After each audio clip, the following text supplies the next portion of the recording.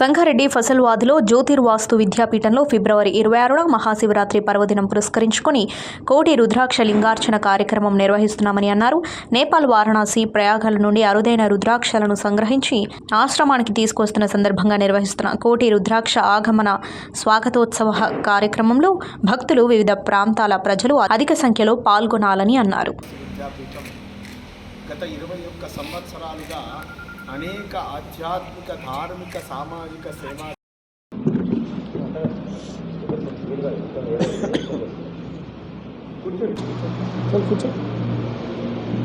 శ్రీమన్మహాగణాధిపతయే నమః. ఐం మహాసరస్వత్యై నమః. శ్రీపాదవల్లభా నరసింహ సరస్వతి శ్రీ గురుదత్తాత్రేయాయ నమః. సరస్వతీ నమస్తుభ్యం వరదే కామరూపిణి విద్యారంభం కరిష్యామి సిద్ధిర్భవతు మే సదా. గురవే సర్వలోకానాం విషజే భవరోగిణాం నిధయేత్ సర్వవిద్యానాం దక్షిణామూర్తయే నమః. హర నమః పార్వతీపతయే హర హర మహాదేవ హర. శ్రీ జ్యోతిర్వాస్తు విద్యాపీఠం గత 21 సంవత్సరాలుగా అనేక ఆధ్యాత్మిక, ధార్మిక, సామాజిక సేవా కార్యక్రమాలను నిరంతరం నిర్వహిస్తూ శివరాత్రిని అత్యంత వైభవోపేతంగా ప్రతి సంవత్సరం కొన్ని లక్షల మంది భక్త జనం చేత ఒక అత్యద్భుతమైనటువంటి లింగానికి అభిషేకం చేసుకునేటువంటి అవకాశాన్ని కల్పన చేస్తూ ఉంది. అందులో భాగంగా గత 3 సంవత్సరాల క్రితం పత్రలింగార్చనం అనేక ఓషధీ పత్రముల చేత, రుద్రములో ఉన్నటువంటి ఓషధీనాం పతయే నమః, సమస్తమైనటువంటి ఓషధులకన్నింటికీ కూడా అధిపతి సర్వేశ్వరుడు. ఓషధుల చేత ఈశ్వరుణ్ణి నిర్మించి పూజిస్తే వాళ్ళకు ఆ తీర్థాన్ని తీసుకోవడము ద్వారా పరిపూర్ణమైనటువంటి ఆరోగ్యం కలుగుతుంది అని లింగపురాణం యొక్క వచనం. లింగపురాణంలో 73వ అధ్యాయం నందు రకరకాల లింగాలను పూజించడము ద్వారా వచ్చే ఫలితాన్నంతా కూడా తెలపడం జరిగింది. అట్లా కొన్ని లక్షల మంది చేత పత్రలింగార్చనను అతివైభవంగా నిర్వహణ చేసింది శ్రీ జ్యోతిర్వాస్తు విద్యాపీఠం. ఆ తర్వాత సంవత్సరం 2023లో సైకతలింగాన్ని, మన భారతదేశంలో 2 మాత్రమే సైకతలింగ క్షేత్రములు ఉన్నాయి. ఒకటి కంచి, ఇంకొకటి రామేశ్వరం. ప్రతి భక్తునికి కూడా సైకతలింగానికి అభిషేకం చేసుకునేటువంటి అవకాశాన్ని విద్యాపీఠం ప్రప్రథమంగా కలిగించి ఉన్నది. కంచిలో కానీ రామేశ్వరంలో కానీ మనం సైకతేశ్వరుణ్ణి అభిషేకం చేసుకోలేము. అక్కడ ఉన్నటువంటి నియమం ప్రకారంగా లోపలికి పంపించడం జరగదు. ఇక్కడ 158 టన్నుల ఇసుక చేత సైకతలింగాన్ని నిర్మాణం చేసి కొన్ని లక్షల మంది భక్తులకు 1,80,000 మంది అభిషేకం చేసుకుని తరించి ఉన్నారు 2023వ సంవత్సరంలో. సైకతలింగాన్ని పూజిస్తే మనం చేసినటువంటి పాపమంతా కూడా హరింపబడుతుంది అని మనకు ధర్మశాస్త్రం ప్రబోధించింది. ఇక గత సంవత్సరం 2024 భస్మలింగార్చనను అతివైభవంగా నిర్వహణ చేసింది శ్రీ జ్యోతిర్వాస్తు విద్యాపీఠం. 123 టన్నుల భస్మము చేత మహత్తరమైనటువంటి 20.6 అడుగుల ఎత్తు కలిగినటువంటి భస్మలింగాన్ని పూజించుకునేటువంటి భాగ్యం, భస్మము చేత భస్మలింగాన్ని అర్చించుకునేటువంటి భాగ్యం కలిగి ఉన్నది. భూలోకంలో ఎన్ని పత్రపుష్పములున్నాయో అన్ని పత్రపుష్పముల చేత అర్చించిన దానికంటే 1,000,000 రెట్ల ఫలితము భస్మలింగార్చనము ద్వారా కలుగుతుంది అని పురాణ వాంగ్మయం అంతా కూడా తెలుపుతూ ఉన్నది. అందుకనే భస్మలింగార్చనం చేసింది. ఈ సంవత్సరం రుద్రాక్ష సాక్షాత్ రుద్రాక్ష ఈశ్వరుని యొక్క అక్షముల ద్వారా ఏర్పడినటువంటి, అందుకనే శివలింగము రుద్రాక్ష వ్యత్యాసం కాదు, పంచాక్షరి రుద్రాక్ష వ్యత్యాసం కాదు. ఎవరైతే రుద్రాక్షను ధరించి ఉన్నాడో రుద్రునితో సమానము అని మనకు శివపురాణం చెప్తూ ఉన్నది. కాబట్టి అలౌకిక ఆనందాన్ని, పారమార్థికతను కలిగించేటువంటి ఒక గొప్ప క్రతువుకు విద్యాపీఠం శ్రీకారం చుట్టబోతూ ఉంది. అత్యద్భుతమైనటువంటి రుద్రాక్ష లింగాన్ని ఈ సంవత్సరం నిర్మాణం చేసి ఈ రుద్రాక్షలన్నిటినీ కూడా భక్తులకు ఇవ్వడంతో పాటు ప్రసాదంగా ఇవ్వడంతో పాటు ప్రతి ఒక్కరికి కూడా రుద్రాక్షలింగానికి అభిషేకం చేసుకునేటువంటి అవకాశాన్ని విద్యాపీఠం కల్పన చేస్తూ ఉంది ఈ మహాశివరాత్రి ఫిబ్రవరి 26 సందర్భంగా.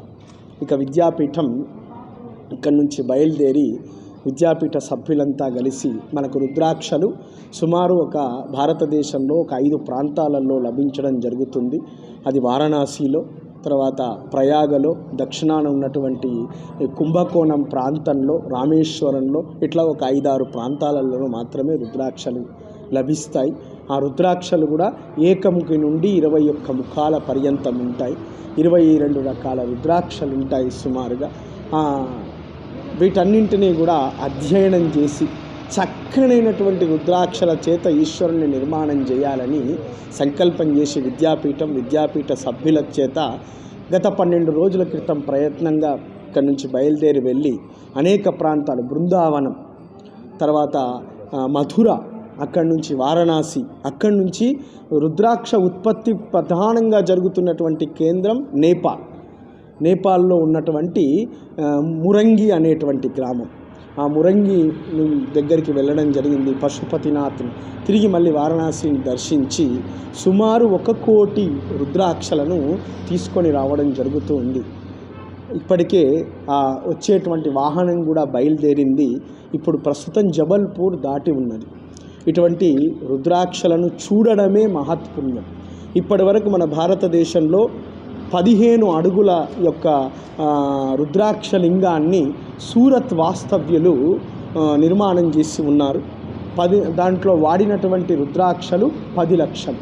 భట్టూభాయ్ అనేటువంటి ఒక మహాప్రవచకుడు, లింగ పురాణం చెప్పేటువంటి ప్రవచకుడు సూరత్లో నిర్మాణం చేసి ఉన్నారు. అది సుమారు 14.5 అడుగుల ఎత్తు కలిగినటువంటి 10 లక్షల రుద్రాక్షల చేత నిర్మాణం చేశారు. శ్రీ జ్యోతిర్వాస్తు విద్యాపీఠం 18.6 అడుగుల ఎత్తు కలిగినటువంటి 1,08,00,000 రుద్రాక్షలను, 21 రకాల రుద్రాక్షలను అందులో ఉపయోగించి ఈ నిర్మాణాన్ని చేస్తూ ఉంది. దీనికి సంబంధించినటువంటి వెహికల్ మన సంగారెడ్డికి రావడం, మన ప్రాంతంలో ఇటువంటి కార్యక్రమం జరగడం మన పూర్వజన్మ సుకృత భాగ్య విశేషం. ఈ సంబంధించినటువంటి వెహికల్ సోమవారం ఉదయానికి పిఎస్ఆర్ గార్డెన్ సంగమేశ్వరాలయానికి చేరుతూ ఉంది. ఇక సాయంత్రం ఒక అత్యద్భుతమైనటువంటి వాహన ర్యాలీ ద్వారా కార్లు, బైకులు, తర్వాత వివిధ వాహనాల ద్వారా అనేక మంది రుద్రాక్షలకు స్వాగతం చెప్పేటువంటి రుద్రాక్ష స్వాగతోత్సవాన్ని నిర్వహణ చేస్తూ ఉంది విద్యాపీఠం. రుద్రాక్ష ధారణాత్ దేవ రుద్రో రుద్రత్వమాప్నుయాత్ యోవా కోణ నరోభక్త్వా ధారయే లజ్జనేపివ సర్వపాప వినుర్ముక్తో సమ్యజ్ఞానమవాప్నుయాత్. రుద్రాక్షను చూడడమే మహత్పుణ్యం. రుద్రాక్ష ధారణ సాక్షాత్ ఈశ్వరత్వాన్ని ఇస్తుంది. అటువంటి గొప్పదైనటువంటి 1 కోటి రుద్రాక్షలను ఒక దగ్గర చూసేటువంటి భాగ్యం విద్యాపీఠం మనకు కలగజేస్తుంది. ఈ మహార్యాలి సాయంత్రం 5 గంటల నుండి ప్రారంభించడం జరుగుతుంది. భక్తులందరూ కూడా తమ వాహనాలను తీసుకొని పిఎస్ఆర్ గార్డెన్కు విచ్చేసి ఈ మహత్తరమైనటువంటి రుద్రాక్షలకన్నింటికి కూడా స్వాగతం పలికి ఆశ్రమం వరకు ర్యాలీలో పాల్గొని పంచాక్షరి నామజపాన్ని ఉచ్చరిస్తూ జరిగేటువంటి ఈ మహా అత్యద్భుతమైనటువంటి శోభాయాత్రలో పాల్గొనవలసిందిగా ప్రతి ఒక్కరిని కూడా ఆహ్వానిస్తూ, అదేవిధంగా తదుపరి ఫిబ్రవరి 26వ తేదీ రోజు, ఫిబ్రవరి 1వ తేదీ రోజు లింగ నిర్మాణం ప్రారంభమవుతుంది. ఇక్కడ అత్యద్భుతమైనటువంటి 18.6 అడుగుల ఎత్తు కలిగినటువంటి లింగాన్ని సుమారు ఉపయోగించేటువంటి 30 టన్నుల రుద్రాక్షల చేత నిర్మాణం చేయడం జరుగుతుంది. ఎవరైతే ఫిబ్రవరి 23వ తేదీ రోజు ఆదివారం మూలా నక్షత్రం సాయంకాల సమయంలో ఆవిష్కృతం కాబోతుంది లింగం. 23 నుండి దర్శన భాగ్యం ఉంటుంది 27 వరకు. 23, 24, 25, 26, 27 5 రోజులు ఈ రుద్రాక్ష లింగానికి అభిషేకం చేసుకునేటువంటి అవకాశం, దర్శనీయ భాగ్యం. శివరాత్రి నాడు ఎంతమంది ఇక్కడికి విచ్చేస్తారో అంతమంది ఈ మహారుద్రాక్ష లింగానికి, కోటి రుద్రాక్ష లింగానికి అభిషేకం చేసేటువంటి అవకాశాన్ని విద్యాపీఠం భక్తజనులకందరికీ కూడా కల్పన చేస్తుంది. తప్పకుండా అరుదైనటువంటి ఉత్సవాలలో ప్రతి ఒక్కరూ పాల్గొని తరించవలసిందిగా ఆహ్వానిస్తూ హర నమః పార్వతీపతయే హర హర మహాదేవ హర. అవధూత చింతన శ్రీ గురుదేవ Dutt. Hi everybody, this is Kiriti Damaraju. Like, share and subscribe to Saira TV. Oh, Saira!